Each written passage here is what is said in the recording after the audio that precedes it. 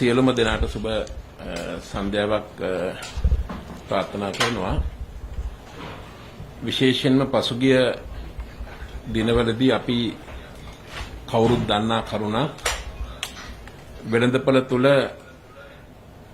භාණ්ඩ මිල විශේෂම ලෝකයේ ඇති වෙලා තිබෙන මේ කොරෝනා වසංගතය හේතු කොටගෙන වැඩිවීමකට ලක් වුණා.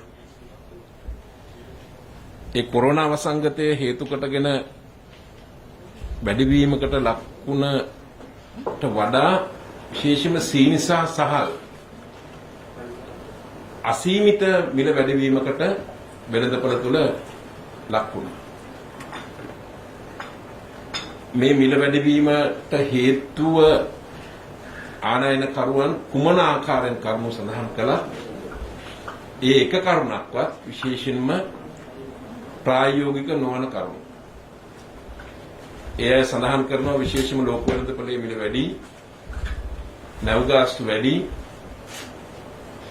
මේවා ලබා ගන්න දින 180ක් වැනි කාල සීමාවක් සඳහා ඉදිරියේදී ගෙවන්න වෙන ඩොලර් ප්‍රමාණය වැඩි. මෙවැනි කරුණු තමයි ඉදිරිපත් කරන්නේ. ඒ කුමන කරුණු සඳහන් කළා?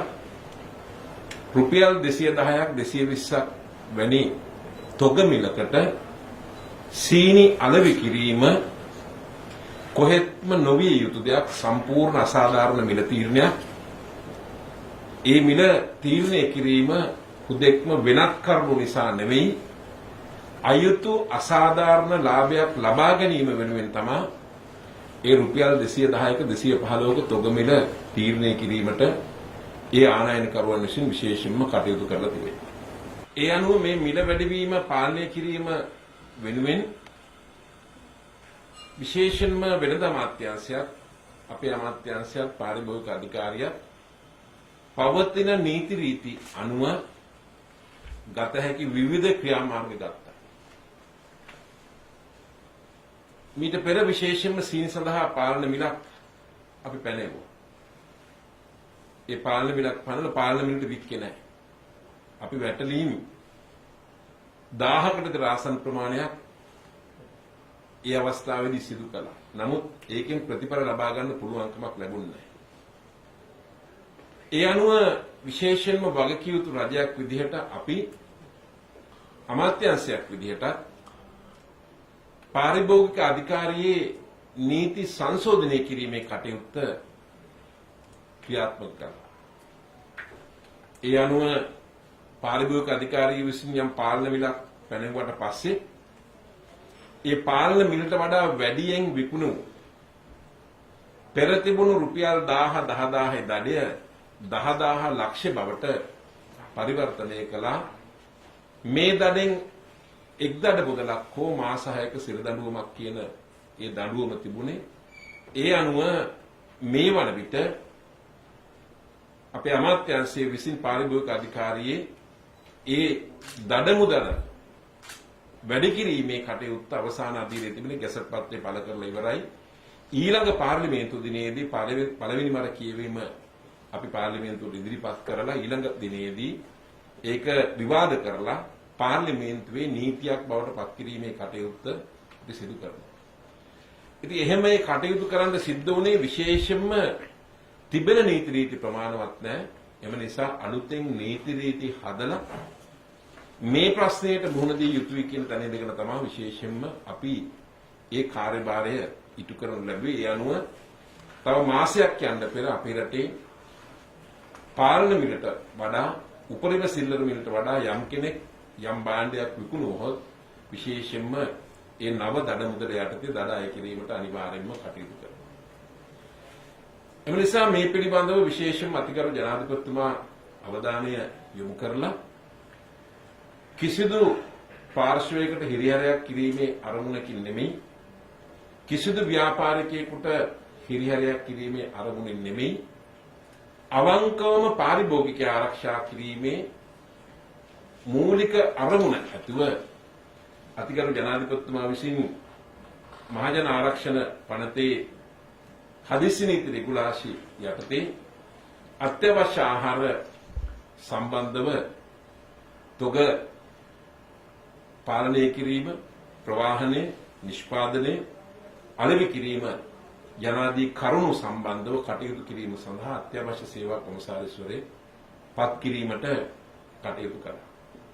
ඉතින් ඒ නිසා අපි විශේෂයෙන්ම මිල පාලනය පිළිබඳව වගකීන අමාත්‍යාංශයක් විදිහට විශේෂයෙන්ම වෙළඳ අමාත්‍යතුමා ඒ වගේම අපේ අමාත්‍යාංශයත් අතිගරු ජනාධිපතිතුමාට මේ රටේ ජනතාවගේ ඒ අසාධාරණ මිල අය කිරීම වැළැක්වීම සඳහා මේ ගත්තා වූ තීරණය පිළිබඳව අපේ ගෞරවය මේ අවස්ථාවේදී අපි එතුමාට විශේෂයෙන්ම පළ කරන්න ඕනේ. ඒ නිසා විශේෂයෙන්ම එම රෙගුලාසි යටතේ අපි අද ඒ කටයුතු අපි ආරම්භ කළා. පසුගිය දිනවලදී විශේෂයෙන්ම අපි මේ වී සහ සහල් ඒ වගේම සීනි ගබඩා ලියාපදිංචි කරන්න කියන ඒ ගැසට් පත්‍රය පාරිභෝගික අධිකාරිය විසින් පළ කිරීමට කටයුතු කළා. ඒ අනුව පසුගිය සතිය තුළ පාරිභෝගික අධිකාරියේ ගැසට් පත්‍රයට අනුව කටයුතු නොකරපු සහල් ගබඩා උතුරු මැද සහ නැගෙනහිර ප්‍රදේශයේ 52ක් මේ වන විට මුද්‍රා තබලා තිබෙනවා. මෙට්‍රික් ටොන් 9000කට ආසන්න ප්‍රමාණයක්. ඒ වගේම සීනි ගබඩා 5කට ආසන්න ප්‍රමාණයක් පාරිභෝගික අධිකාරිය විසින් මුද්‍රා තබලා තිබෙනවා. ඒ වගේම ඉදිරියටත් ඒ ලියාපදිංචි නොකරපු සියලුම ඒ ගබඩා විමර්ශ අපට විවිධ මාර්ගවලින් ලැබෙන තොරතුරු අනුව අපි ඒ කටයුතු අඛණ්ඩව සිදු කරනු ලබනවා වගේම ඉතාමත් ඉක්මනින් ඒ සම්බන්ධව අධිකරණමය ක්‍රියාමාර්ග අරගෙන දැනට තිබෙන නීතිමය ප්‍රතිපාදන යටතේ අවශ්‍ය කටයුතු කිරීමට අනිවාර්යෙන්ම අපි අමාත්‍යාංශයත් අධිකාරියත් අපි අනිවාර්යෙන්ම කටයුතු කරනවා. ඒ අනුව නව හදිසි නීති යටතේ විශේෂම අත්‍යවශ්‍ය සේවා කොමසාරිස්වරයාට රටේ අසාධාරණ ආකාරයකට මිල ඉහළ යාමක් ලක් වෙලා තිබෙනවා නම් ඒ වගේම යම්කිසි ආකාරයක ආයතනයක දැනට තිබෙන නීති රීති අනුව පටහැනුම යම් ව්‍යාපාරිකයෙක් කටයුතු කරනවා නම් අනිවාර්යෙන්ම එතුමාට සුවිශේෂිත වූ බලයක් පැවරෙනවා ඒ සම්බන්ධව අවශ්‍ය ක්‍රියාමාර්ග ගැනීම. ඒ අනුව විශේෂයෙන්ම සීනි මිල සහල් මිල ශීඝ්‍ර වැඩිවීමකට ලක් වෙලා තිබෙනවා. ඒ වගේම පාරිභෝගික අධිකාරියේ තිබෙන නීති රීති වලට පටහැනිමයි ඒ මිල වැඩි කිරීමක් සිදු කරලා තිබෙන්නේ. ඒ වගේම පාරිභෝගික අධිකාරිය මගින් පළ කරන ලද ගැසට් නිවේදන වලට පටහැනිව මේ සීනි සහ සහල් වී ව්‍යාපාරිකයින් කටයුතු කරලා තිබෙනවා. ඒ අනුව අත්‍යවශ්‍ය සේවා කොමසාරිස්වරයාට අනිවාර්යයෙන් මේ සියලුම තොග ලබාගෙන රටේ පවතින සාධාරණ මිලකට පාරිභෝගිකයන් සඳහා අලෙවි කිරීමට නීතිමය බලය එතුමාට ලැබී තිබෙනවා. ඒ අනුව අද අපි සීනි ගබඩා 3ක් මේ මොහොත වන විට අත්‍යවශ්‍ය සේවා කොමසාරිස්තුමා විසින් ඒ තොග ලංකා සතුස ආයතනයට බාර දීමේ කටයුත්ත සිදු කරමින් පවතිනවා. අද දිනේදීම ලංකා සතුස ආයතනයේ විසින් ගම්පහ දිස්ත්‍රික්කයේ සතුස ශාඛා සඳහා ඒ සීනි බෙදා ගැනීමේ කටයුත්ත ආරම්භ කරලා තිබෙනවා. හෙට උදේ ඉඳන් දිවයින පුරාම සතුස ශාඛා සඳහා සමුපකාර සඳහා සීනි ඒ තොග ගබඩාවල තිබෙන සීනි බෙදා හැරීමේ කටයුත්ත අනිවාර්යයෙන්ම සිදු කිරීමට කටයුතු කරනවා. ඉන්පස්සේ සුපිරි වෙළඳසැල් සඳහා ඉන් අනතුරුව සාමාන්‍ය වෙළඳුන් සඳහා මේ තොග නිකුත් කිරීමේ කටයුත්ත අනිවාර්යයෙන්ම සිදු කරනු ලබනවා. රජයේ බලාපොරොත්තුව සතොස සහ සමුපකාර මගින් පමණක් සහන මිලට ජනතාවට සාධාරණ මිලට ජනතාවට මේ භාණ්ඩ ලබා දීම නෙමෙයි ප්‍රධාන අරමුණ. සමස්තයක් විසියට වෙළඳපොළ තුල මේ தත්ත්වය නිවැරදි විය යුතුයි. 210ට 215ට පිටකොටුවේ තොග වෙළඳපොලේ අලෙවුණු සීනි කිලෝ එකක් අද 150 දක්වා අඩු වෙලා තිබෙනවා. මේක ඊටම සුබදායක තත්ත්වයක්. මේක තමයි විය යුතු වන්නේ. අපේ බලාපොරොත්තුවත් මේකයි. විශේෂයෙන්ම අද වන විට පිටකොටුව තොග වෙළඳ පොලේ සීනි තොග මිල 150 දක්වා අද අඩු වෙලා තිබෙනවා. එතකොට 215ට 210ට වික්ක තොග වික්ක සීනි අද 150ට අඩු වෙලා තිබෙනවා. මේක තුලින්ම පැහැදිලි අයථා ලාභයක් අසාධාරණ ලාභයක් අනිවාර්යෙන්ම ලබා ගන්න බව. එම නිසා අපි හෙට දිනේදී විශේෂයෙන්ම උතුරුමැද සහ අම්පාර ප්‍රදේශයේ නැගෙනහිර පළාතේ ඒ වී තොග ගබඩා ලබා ගැනීමේ කටයුත්ත හෙට ආරම්භ කරනවා. මේ ප්‍රදේශවලත් ඒ තොග ගබඩා ලබා ගැනීමේ කටයුත්ත අපි ආරම්භ කරනවා.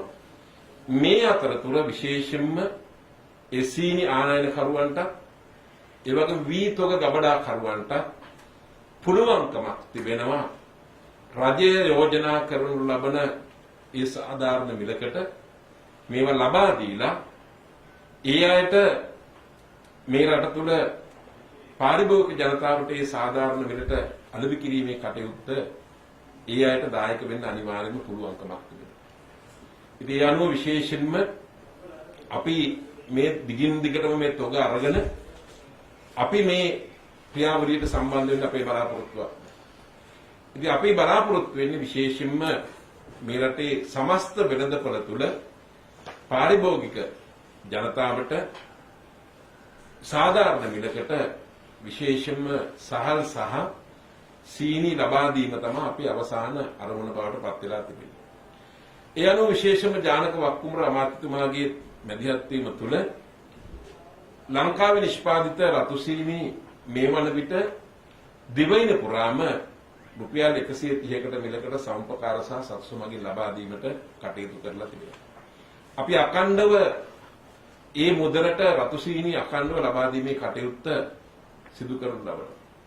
ඒ වගේම අද ඉඳන් මේ තොග ගබඩා වලින් නිකුත් කරනු ලබන සීනි ගම්පහ දිස්ත්‍රික්කයේ සතොස් සඳහා අද දිනේදී අපි යැවීමට කටයුතු කරලා තිබෙනවා. ඒ වගේම අද හෙට උදේ ඉඳලා මුළු දිවයින පුරාම සතොස සාකා සඳහා ඒ වගේම හෙට උදේ ඉඳන් ලංකාවේ තිබෙන සම්පකාර සමිති 320ටම මේ සීනි බෙදා හැරීමේ කටයුත්ත අපි ආරම්භ කරලා බොහෝ විට අනිද්දා වෙනකොට පාරිභෝගික ජනතාවට සතොස සහ සම්පකාර සහ සුපිරි වෙළඳ සැල් මගින් මේ නව මිල ගණන් යටතේ විශේෂයෙන්ම ඒ සීනි ලබා ගැනීමට හැකියාව තිබෙනවා වගේම ඉතාමත් කිටි කාලයක් තුළ සමස්ත වෙළඳපොළ තුළම මේ සීනි මිල අඩු කිරීම තමයි අපේ විශේෂ බලාපොරොත්තුවක් බවට තිබෙන්නේ. ඒ වගේ බොහෝ විට අපි හෙට වන විට සීනි සහ සහල් වෙනුවෙන් උපරිම සිල්ලර මිලක් පැනවීමටත් අපි අනිවාර්යයෙන්ම කටයුතු කරනවා. ඒ වගේම දැනට සීනි සම්බන්ධව තිබෙන ආනයන ඒ සීමා විශේෂයෙන්ම මේ වන විට මේ සීනි ආනයන කරුවන් අතුරින් රජයේ මේ වැඩපිළිවෙළ වලට සහයෝගය ලබා දෙන අයට නැවතත් ඒ බලපත්‍ර ලබා දීලා ඒ වගේම බලපත්‍ර කොන්දේසි අනුව වෙළඳ ආනයන කිරීමේ කටයුත්ත ඒ අයට සිදු කරන්න පුළුවන්. ඊට අමතරව මේ වන විට විශේෂයෙන්ම සමුපකාර ව්‍යාපාරයක් සතස මගින් ඍජුව සීනි සහ ආනයන කිරීමේ කටයුත්තට සම්බන්ධ වෙන්න දැනට මූලික කටයුතු සිදු කරලා තිබෙනවා. විශේෂයෙන්ම සතොස්ස සඳහා අමාත්‍ය මණ්ඩලය අනුමත කරලා තිබෙනවා මෙට්‍රික් ටන් ලක්ෂයක් ආනයනය කරන්න. ඒ වගේම සමුපකාර ව්‍යාපාරය සඳහා අමාත්‍ය මණ්ඩලය අනුමත කරලා තිබෙනවා සීනි ආනයන ක්‍රියාවලියට සම්බන්ධ වෙන්න. ඒ අනුව මේ සීනි සහල් ආනයනය සඳහා රජය ඉතාමත් කෙටි කාලයක් තුළ ඒ අවශ්‍ය පියවර අරගෙන ආනයනය කිරීමටත් කටයුතු කරනවා කියන එක විශේෂයෙන්ම සඳහන් කරන්න ඕනේ. ඒ වගේම මොනම ආකාරයකටවත් මේ වන විට සීනි අපේ රටේ මාස දෙකකට විතර අවශ්‍ය තොග අනිවාර්යෙන්ම තිබෙනවා. සහල් අවශ්‍ය තොග අනිවාර්යෙන්ම තිබෙනවා. අනිසි බියක් කවුරුවත් ඇති කරගත යුතු වන්නේ නැහැ. හිගයක් ඇති වෙයි කියලා. ඒ වගේම තව මාසයක් ඇතුළත නැවත ආනයනය කිරීමේ කටයුත්ත මගින් මේ රටට සීනි ගෙනීමේ කටයුත්ත අනිවාර්යෙන්ම සිදු කිරීම සඳහා රජය අවශ්‍ය ක්‍රියාමාර්ග අනිවාර්යෙන්ම අරගෙන තිබෙනවා කියන එක බොහොම පැහැදිලිව සඳහන් කරන්න ඕනේ. ඒ නිසා විශේෂයෙන්ම අපි මේ අවස්ථාවේදී සියලුම මාධ්‍ය ආයතන මේ පාරිභෝගික ජනතාවට සිදුවන මේ අපහසුතාවයන් පිළිබඳව ඔබගේ විවිධ මාධ්‍ය වැඩසටහන් තුළින් විවිධ ප්‍රවෘත්ති තුළින් ඒ ලබා දෙන සහයෝගයේ දායකත්වයක් මේ අවස්ථාවේදී විශේෂයෙන්ම අපි ගෞරවයෙන් සිහිපත් කරන්න ඕනේ. අපි ඉදිරියේදී ඔබ සෑම මාධ්‍ය ආයතනයකින්ම මෙවැනි වෙළඳපොළ තුළ තිබෙන තත්ත්වයන් ඒ ප්‍රචාරය කිරීම තුළින් අපිට මේ සඳහා ලැබෙන සහයෝගය මේ තීන්දුව ගැනීම සඳහා අපට විශාල රුකුලක් වෙනවා කියන එක මේ අවස්ථාවේදී විශේෂයෙන්ම සඳහන් කරන්න ඕනේ. ඒ නිසා විශේෂයෙන්ම පාරිභෝගික කටයුතු පිළිබඳව රාජ්‍ය අමාත්‍යාංශය වෙළඳ අමාත්‍යාංශයට මේ කටයුත්ත තනියෙන් මොනම ආකාරයකටවත් අපිට පාරිභෝගික ආරක්ෂා කිරීමේ කටයුත්ත අපිට කරන්න පුළුවන් කමක් නැහැ. ඒ සඳහා අධිකරු ජනාධිපතිතුමාගේ සහයෝගය අනිවාර්යයෙන්ම අවශ්‍යයි. මුදල් අමාත්‍යාංශයේ මුදල් අමාත්‍යතුමාගේ සහයෝගය අනිවාර්යයෙන්ම අවශ්‍යයි. ඉතින් අද වෙනකොට විශේෂයෙන්ම අධිකරු ජනාධිපතිතුමාගේ මුදල් අමාත්‍යතුමාගේ අමාත්‍යාංශයේ සහයෝගය අපිට ඉතාම ඉහළ මට්ටමින් අපිට ලැබිලා තිබෙනවා. ඒ අනුව ලබා දෙන ශක්තිය, ඒ අනුව ලබා දෙන නීතිමය රාමුව තුලින් ලබා දෙන ශක්තිය අපි පාවිච්චි කරලා පාරිභෝගික ආරක්ෂා කිරීමේ වගකීමෙන් අපි මොනම ආකාරයකටවත් ඈත් වෙන්න අපි කටයුතු කරන්නේ. බොහොම පැහැදිලිව සඳහන් කරනවා. මම ඉතාමත් කනගාටු වෙනවා පසුගිය දා එක්තරා පුවත්පතක මම සඳහන් කරන ලද කරුණ විකෘති කරලා මාතෘකාවක් යොදලා තිබුණා. මේක සම්පූර්ණයෙන්ම වැරදි. ඒ නිසා අපි මාධ්‍ය සහෘදයන් කියනොත් අපි ඉල්ලීමක් කරනවා කරුණා කරලා අපි කියන දේ හරියට ජනතාව අතර ගෙන යාම සඳහා මේ වගකීම ඉටු කරන්න. මම මොනම ආකාරයකටවත් කිව්වේ නැහැ මිල වැඩි වෙනවා මට කරන්න දෙයක් නැහැ කියලා. ඒක සම්පූර්ණ අසත්‍යයි. අපි එහෙම වගකීමෙන් ඈත් වෙන්නේ නැහැ. වගකීම අපි බාර ගන්නවා. අපි අභියෝග වලට අපි අනුම් කරනවා. අපිට අභියෝග මොකට මුහුණ දෙන්න පුළුවන්. ඒ නිසා අපි විශේෂම වර්තමානයේදී වෙළඳ අමාත්‍යාංශයේ විදියට පාරිභෝගික අමාත්‍යාංශයේ විදියට නිදහසෙන් පස්සේ වැඩිම අභියෝග තිබෙන යෝගයකදී තමයි ගරු ආචාර්ය බන්දුරු ගුණවර්ධන මැතිතුමා මම එතුමාට ඉක්මන් සුවයත් මේ අවස්ථාවේදී විශේෂයෙන්ම ප්‍රාර්ථනා කරනවා. විශේෂයෙන්ම එතුමාගේ ලැබෙන උපදෙස් මගුවේ පෙන්වීම යටතේ අපේ රාජ්‍ය අමාත්‍යාංශයත් පාරිභෝගික අධිකාරිය පාරිභෝගිකයා ආරක්ෂා කිරීම කියන පිළිබඳව තිබෙන වගකීමෙන් මොනම ආකාරයකටවත් අපි ඈත් වෙන්නේ නැහැ. ඒ වගකීම අපි ඉතාමත් උපරිම ආකාරයෙන් ලබාගෙන ඒ වගකීම ඉටු කිරීමට අපි අවංකව කටයුතු කරනවා කියන එකත් මේ අවස්ථාවේදී විශේෂයෙන්ම සඳහන් කරන්න ඕනේ.